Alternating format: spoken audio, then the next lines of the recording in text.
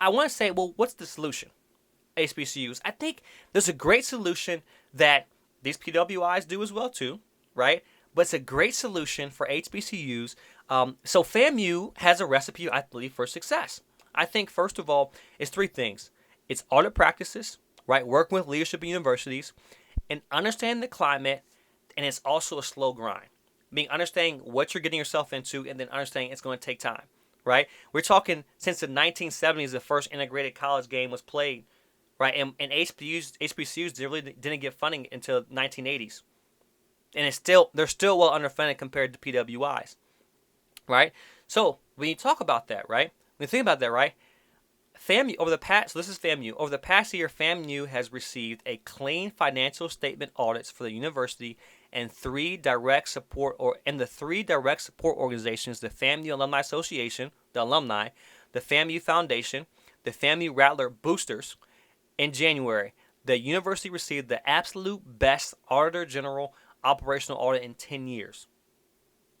Right? So FAMU was actively saying, hey, if we really want to change the dynamic, let's audit ourselves. Like, let's see what's going on. And these audit companies are going to come in, look at the financials, look at the records, and figure out, hey, what's wrong? And address it. But that's the recipe for success. And listen, just like in Tennessee's fighting the HBCUs in Tennessee are fighting Tennessee to get their money back from being unfunded from the land grants. There's many HBCUs who are doing that as well too. I go on and say that as this.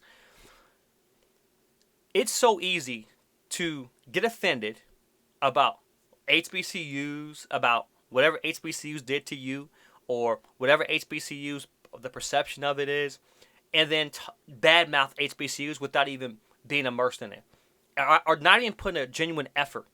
And that's what Ed Reed and Deion Sanders did. It was a touch point. A year. You got to think, when that coach, Eddie Robinson, whatever his name is, called out Deion, said he wasn't swag. He wasn't.